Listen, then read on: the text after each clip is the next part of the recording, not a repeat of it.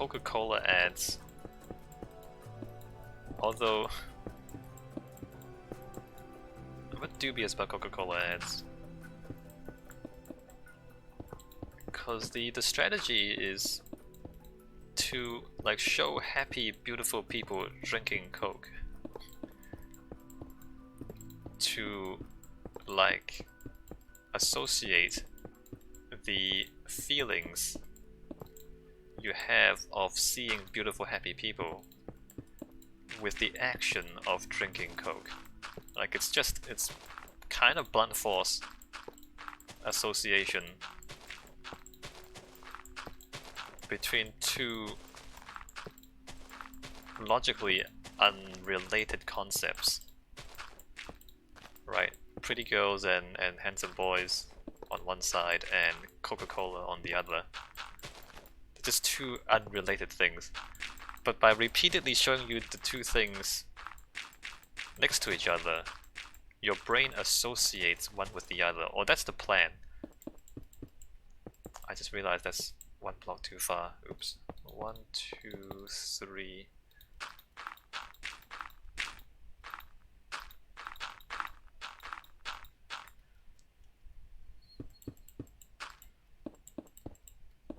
One of the things that doesn't work on me is that I don't associate with pretty, happy people. I do not identify, I do not self-identify as a pretty, happy person.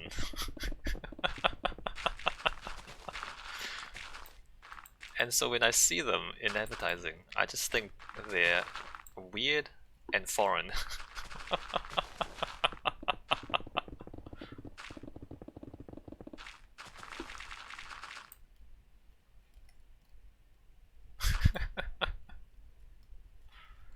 What are these weirdos and why are they so happy? So so the Coke ads don't work on me.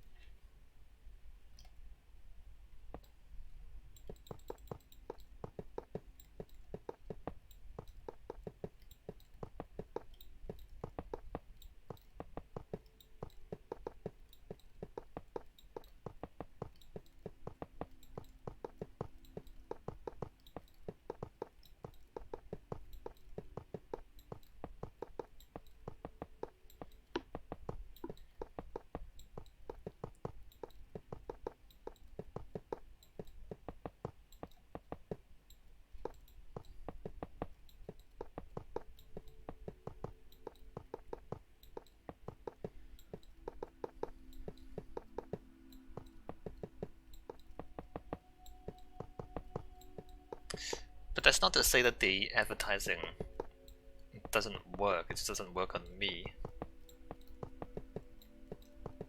Maybe if they like show really intelligent software engineers drinking Coke.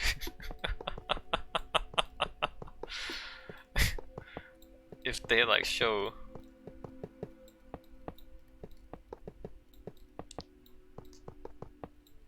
people like writing essays and drinking Coke. That might work on me.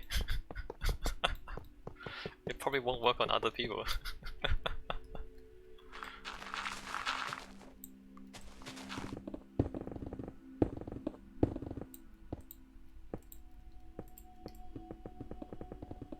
People playing Minecraft and drinking Coke. Would that work? It probably won't. I don't know. It doesn't. But it's more likely to work at least.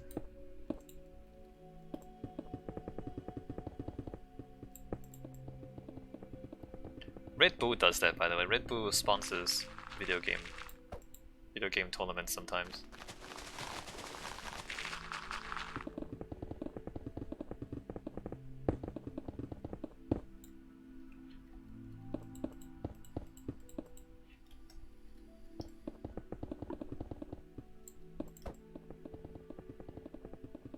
It's a bit like pushing drugs. They are kind of pushing drugs because caffeine is a drug.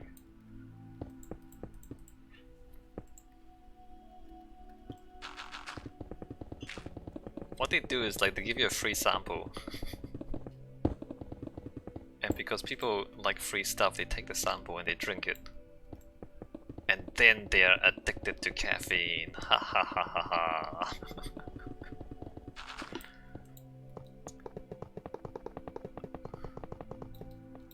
Man, caffeine, coffee, and like energy drinks. I guess it's not as harmful as opium. Or even tobacco. But they are pushing drugs in a way, because you don't need the caffeine. It's not like it's benefiting you. You just grow dependent on it.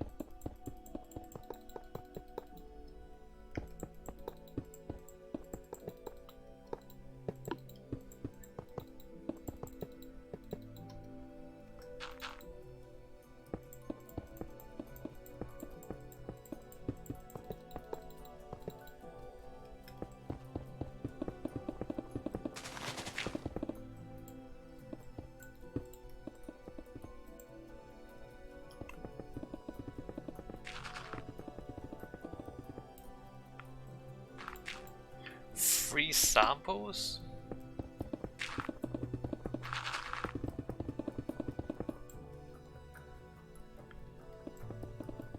What if we give somebody a free sample of a migrant? Would that get them to change their minds about xenophobia?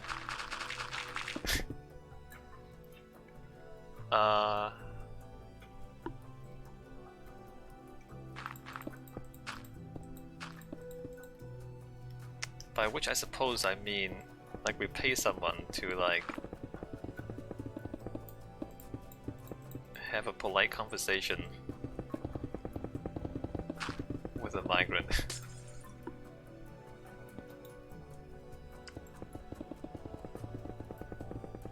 Would that work? Can we just pay people to be nice?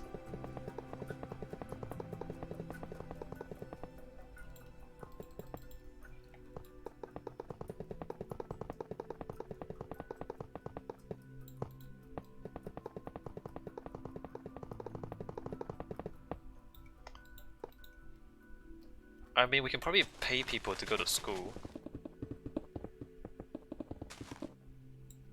That seems a little backwards now, based on our current expectations.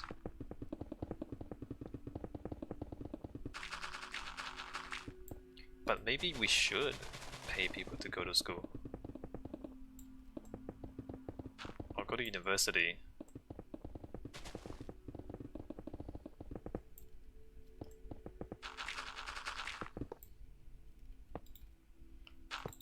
Two, three, 4, 5, 6. I kind of was paid to go to university. You know, now that I think about it. So undergraduate degrees. In New Zealand we have student allowance, which presumably is meant for low-income individuals to, you know, afford necessities while they are studying, or to help a little bit. I mean, it's not very much. It's like a couple $100 every fortnight. So I was paid to go to university, and people in New Zealand continue to be paid to go to university. And then for my PhD, I got a couple of scholarships, which by the end of it, I believe I gained money. I mean, I was pretty frugal. I tend to be a frugal person. I believe I actually gained money from my PhD because I got more in the scholarships than I spent.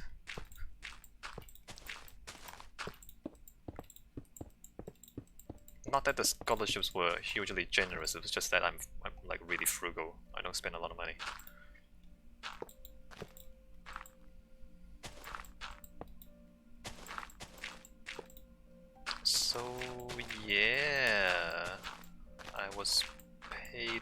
get my degrees.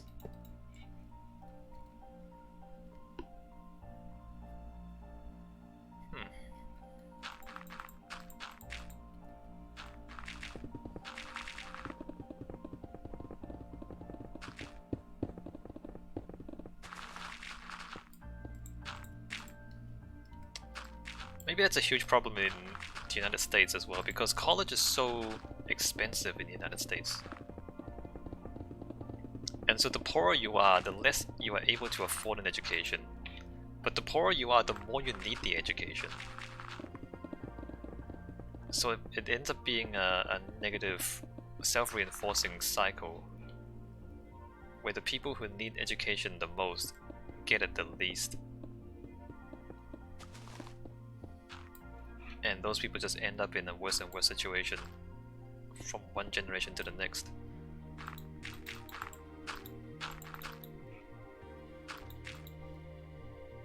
Free college will help a lot.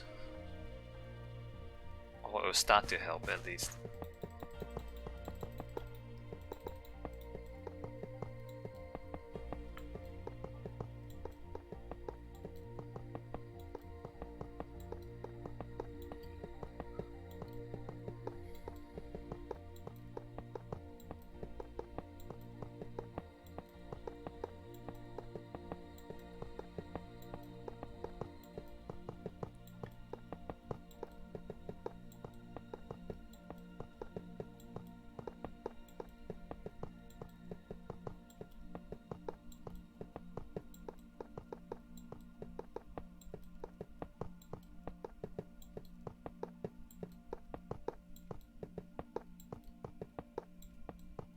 How is this?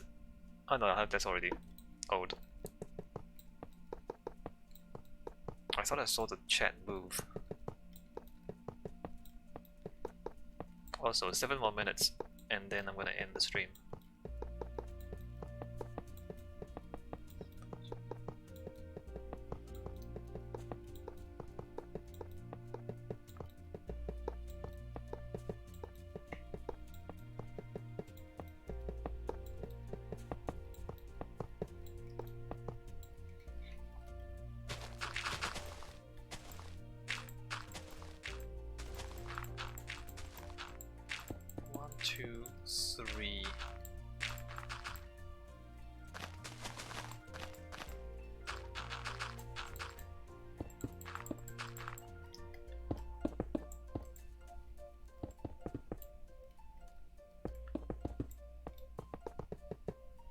Going back to the topics earlier about development, and thinking about how it turns out a lot of development is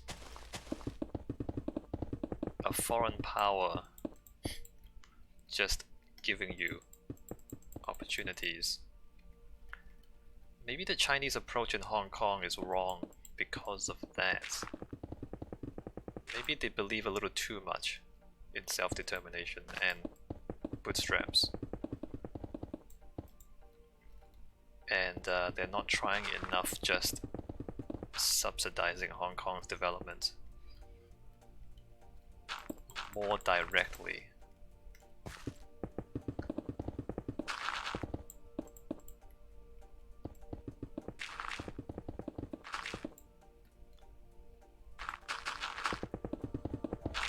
Just thinking that the Chinese example is unusual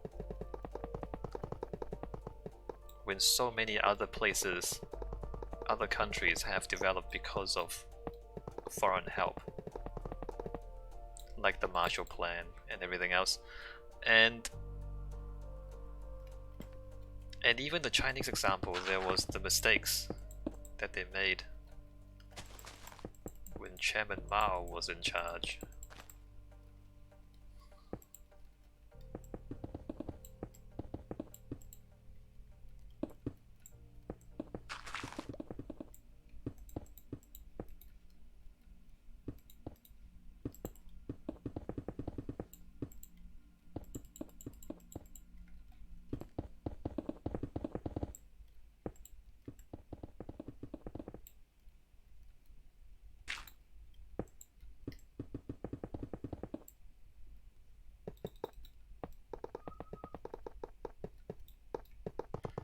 maybe it's too soon for that. Maybe later on they'll change a little bit, and maybe it won't be for the best. Because the more comfortable you are interfering with other people's developments, the more you expose them to your mistakes. Even if you have the best of intentions, nobody's immune to making the odd mistake every now and then.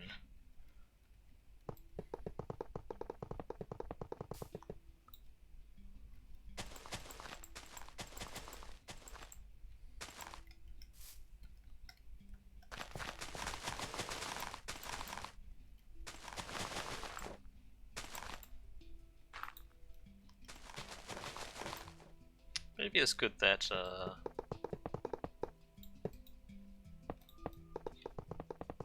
they don't quite have the hubris.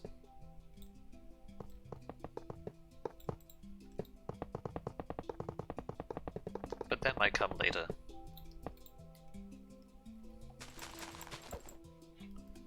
One, two, three, 4, 5, 6.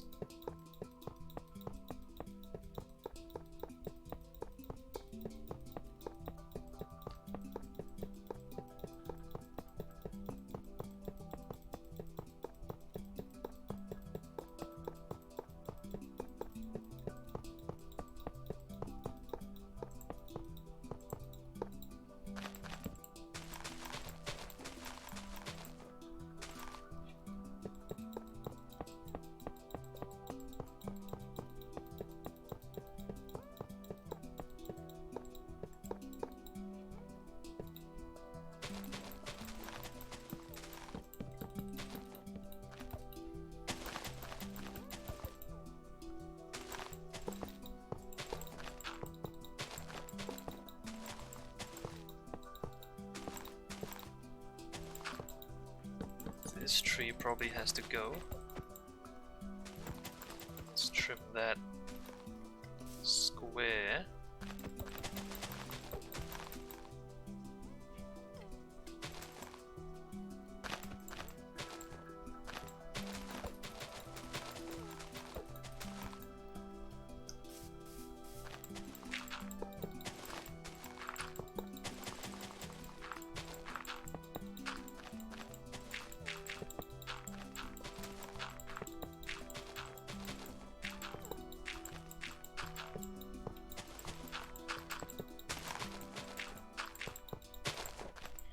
How is this back? So how near are you to completion on this?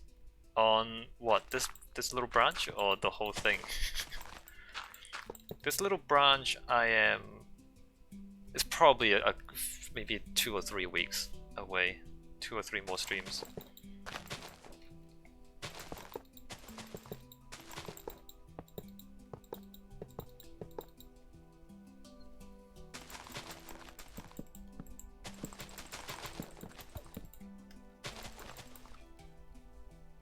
Basically, ages.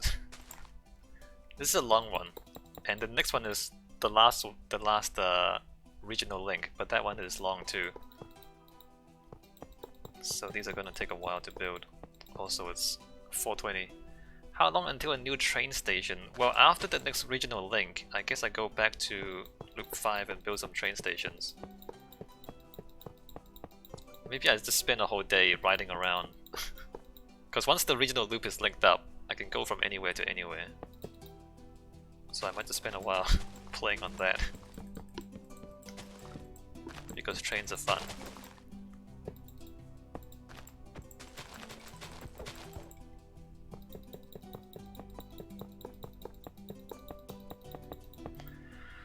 Also, probably time to stop here. Alright, let me end this here. When I come back, I continue laying the iron and the gold. Alright, see you next video for YouTube.